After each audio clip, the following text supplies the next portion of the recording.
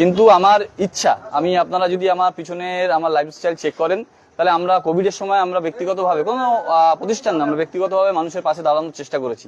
আমরা আমফানের সময়, আমফান ঝড়ের সময় আমরা ব্যক্তিগতভাবে আমি অন্তত আমার বন্ধু বান্ধব সবাইকে নিয়ে আমরা মানুষের পাশে থাকার চেষ্টা করেছি। এই কাজটা আমরা করতে ভালো লাগে এবং আমি ভালোবাসি এই কাজ করতে।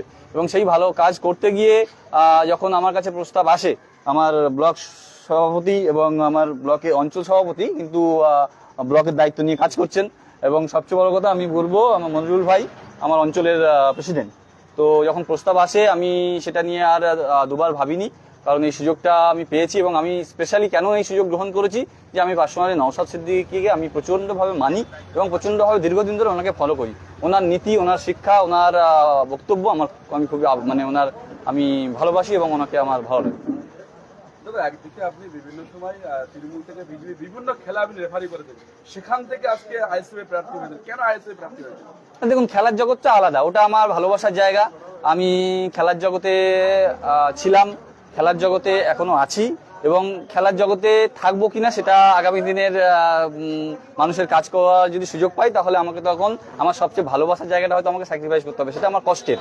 কিন্তু সেই কষ্টের জায়গা থেকেও যদি মানুষ আমাকে সেই সুযোগ দেয় তাদের কাজ করার, আমি সেটাই বেছে নেবো এবং সেটাই করব। এটাই চিন্তা ভাবনা নিয়ে আমি সেরকম কোনো পার্সোনাল কোনো নেই, সুযোগটা পেয়েছি, সুযোগ গ্রহণ করেছি। আপনি খেলার মাঠ চেনেন ভালো, রাজনীতির মাঠ খেলবেন কি হয়? নূতন এসে খেলবেন কি হয়? খেলার মাঠ ভালো খেলা করতে পারেন ঠিকই, কিন্তু রাজনীতির ময়দানটা নূতন ময়দানে, এখানে যেহেতু 3 বারের বিধায়ক এবং চতুর্থবার দল প্রার্থী করে, সেখানে খেলবেন কিভাবে? দেখুন, আবার বলছি, খেলার মাঠ বলুন আর জীবনে বলুন, ভোটের ময়দান বলুন, লড়াই। একটা বাচ্চা প্রথম দিন জন্ম থেকেই মৃত্যুর শেষ দিন পর্যন্ত সে বেঁচে থাকার লড়াই করে। আমরাও খেলার মাঠে যখন যাই সেখানেও আমাদের চ্যালেঞ্জেস থাকে, লড়াই থাকে। সেখানেও আমরা যখন প্রথম দিন খেলার মাঠে যাই নিশ্চয়ই আমাদের প্রথম সবটা শিখে যায়নি, চ্যালেঞ্জেস সেই শিখেছি, সেখান থেকে অভিজ্ঞতা অর্জন করেছি।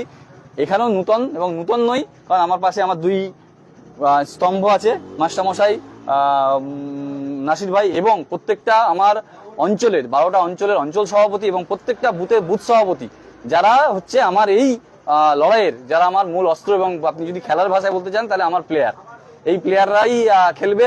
আমি বাইরে থেকে আমি খেলার থেকে আমাকে বাইরে থেকে কোচিং করাতে হবে, মানে খেলতে না পারলেও আমাকে এই প্লেয়ারদেরকে পরিচালনা করে এই ময়দান আমরা জিতবো আশা করছি।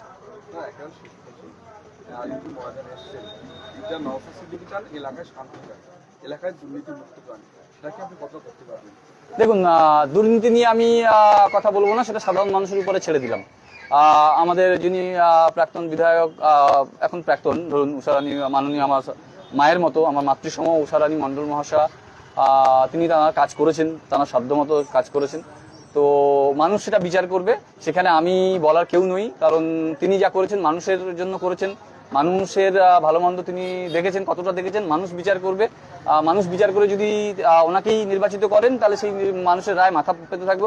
মানুষ যদি মনে করে নূতন মুখ প্রতীক মণ্ডলকে আইএসএফ এর চিহ্নে জিতিয়ে এনে সেই দায়িত্ব দেবে, তাহলে সেটাও মাথা পেতে নেবো। এটাই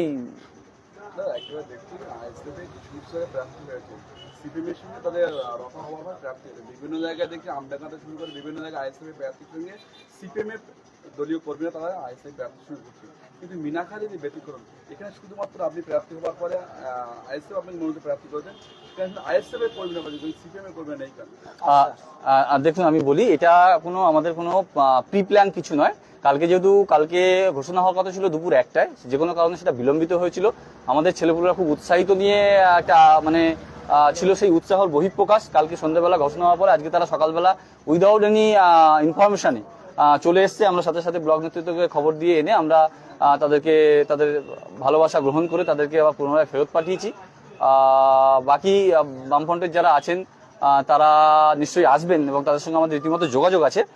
কিন্তু এটা কোনো আমাদের পরিকল্পনাবিত কিছু হয়নি, এটা আনএক্সপেক্টেড একটা জিনিস।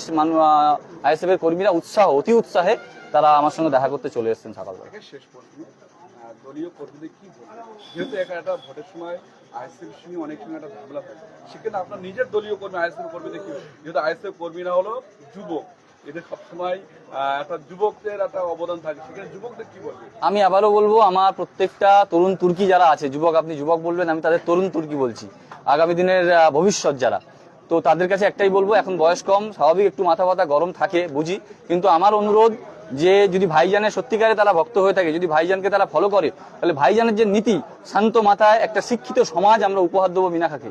এই দাবি রেখে আমরা কোনো রকম প্ররোচনা পা দেবো না। যদি কেউ আমাদের প্ররোচিত করে, আমরা তাদের থামানোর চেষ্টা করব, কিন্তু হাসি মুখে, যুক্তির সাথে। এবং আমার দাবি থাকবে তাদের কাছে বলা যে তারা তাদের নীতি নিয়ে চলবে, আমরা আমাদের নীতি নিয়ে চলবো। আবার বলছি, একটু আগেই আমি বলেছি যে সকালবেলা এমন হয়তো আমরা আজকে ভোটের যুদ্ধটা 1.5 মাস, তারপরে বাকি ভোট আসবে আবার 5 বছর পরে। সেই বাকি 5 বছর কিন্তু প্রতিবেশী হিসাবে কে সিপিএম, কে তৃণমূল, কে বিজেপি, কে আমাদের আইএসএফ, এইটা কিন্তু আর থাকবে না। কিন্তু আমার কাছে কথা, প্রতিবেশী যখন বিপদে পড়বে তখন কিন্তু আরেকজন কে সিপিএম, রাতের যখন আইএসএফ এর কর্মী বিপদে পড়বে তখন কিন্তু পাশের বাড়ির বিজেপি কর্মীটা চুপ করে বসে থাকবে না, পাশের বাড়ির তৃণমূল কর্মীটা বসে থাকতে পারে না। আপনি দেখেছেন, যতই মনে রাগারাগি থাকে, এটা আমাদের গ্রাম্য কালচার। তো সেইটা বলবো, সেই প্রীতি, সেই সৌহার্দ্যপূর্ণ জায়গাটা যেন নষ্ট না হয়, এবং আমরা চেষ্টা করব সেটাকে হাসি মুখে প্রভাবিত করে এবং তাদেরকে বোঝানো যে প্ররোচিত না করে, এবং প্রয়োজনে তারাও যেন না পা দেয়। নীতি নিয়ে লড়াই হবে, মানুষের প্রয়োজন নিয়ে লড়াই হবে। এবং সকালবেলা আমি আবার বলছি, সকালে এমন দিন হবে হয়তো বামনপুকুরে সকালে উঠে আমরা চায়ের দোকানে বিজেপি কর্মী, আইএসএফ কর্মী, তৃণমূল কর্মী একসঙ্গে আমরা চাটা খেয়ে নিজেদের কাজে আমরা ভোটের প্রচারে বেরোবো। এই দাবি রেখে, এই আশা রেখে আমরা। শেষ প্রশ্ন, আপনি বলেন যে আপনি রাজনীতি করতে হাতযুক্ত রাজনীতি এবং সৌহাতে রাজনীতি, এটা কি সত্যি সৌহাতে থাকবে লাস্ট পর্যন্ত? আমরা চেষ্টা করবো আমাদের দিক থেকে। আমরা আবার বলছি, এটা বোমা গুলি পিস্তলের রাজনীতি নয়। আমরা বোমা গুলি পিস্তল নিয়ে রাজনীতি করতে আসিনি। আমরা নওশাদ সিদ্দিকী ভাইজানের, আব্বাস সিদ্দিকী ভাইজানের অনুপ্রেরিত। এবং আপনারা জানেন, পশ্চিমবঙ্গের বুকে যতগুলো বিধায়ক আছেন, নওশাদ সিদ্দিকী মানুষের বিচারে এখনো অবধি 1 নম্বর বিধায়ক। তো তার কারণ 1 নম্বর হওয়ার কারণই হচ্ছে শান্তি, সম্প্রীতি, সৌহার্দ্য। এই শান্তি, সম্প্রীতি, সৌহার্দ্য আমরা মিনাখা বিধানসভায় একটা নূতন রাজনৈতিক মঞ্চের আমরা উপস্থাপন দেবো। এবং আমরা বলছি, দীর্ঘদিন যে মানুষের গণতান্ত্রিক যে অধিকার খর্ব হয়েছে, আমরা যদি মানুষ আমাদের বিবেচিত করে, তাহলে আমাদের দাবি থাকবে যে আমরা বিরোধীদের আমরা সাথে করে নিয়ে গিয়ে মনোনয়ন পেশ করাবো। আমরা সেই রাজনীতিতে বিশ্বাস করি এবং সেই রাজনীতি আমরা করবো।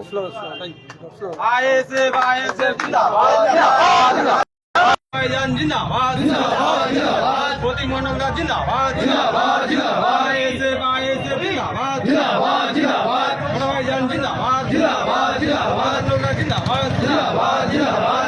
বিধানসভা জিন্দাবাদ, জিন্দাবাদ, জিন্দাবাদ।